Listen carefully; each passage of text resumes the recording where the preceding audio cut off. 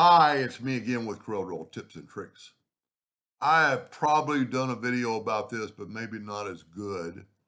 If we select this blue box, right down here, it says two objects selected.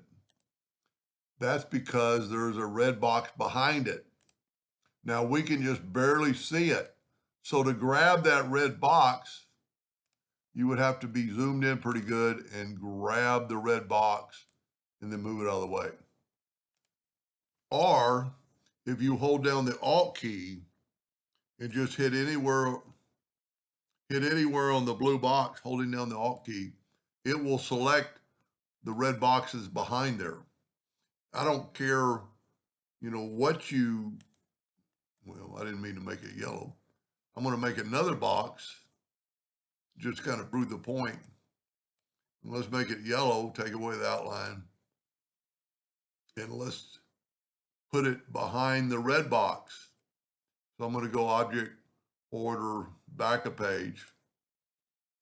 So if I hold down the Alt key and select the red box, it's going to select that yellow box. I don't care where I put it on there.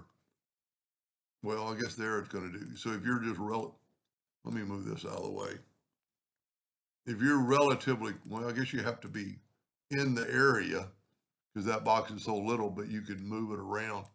So if you know it's basically in the center, just hold down the Alt key and you can select it. And then you go Object, Order, Front of Page. And then if you move it over here and put it over here, now the red's gone again. So let's test this by holding down the Alt key and selecting that. Well, it should have got the red. Let me move the yellow down here. Hold down the Alt key. See there, it selected the red. I guess you have to be on it or close to it, but let's, this is all grouped together. Let's set it behind, I'll tell you what, let's set it behind the red. Let's go Object, Order, Back a Page. And this is probably a real life deal. And if you could do it two ways. You could know that it's, as long as you didn't select all the red, it's going to select the item in back. Or you can just get close and hit the Alt key and select that. Anyway, I hope that made a little bit of sense. It's helped me a few times when I'm drawing something. Well, let's test that out. Let's make another one, Control D, and make one of them blue. So the red is behind. So I'm going to hold down the Alt key and it selected the red. See,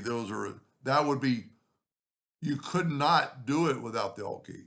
The only other way you could do it was take the blue and set your nudge factor on like 2 inches and nudge the blue out of the way and then grab the red. But since it's exactly the same size, just holding down the Alt key, and you can see right there, we've got the red selected, and then we can nudge it out of the way. Anyway, I hope that made a little bit of sense, and thank you for watching.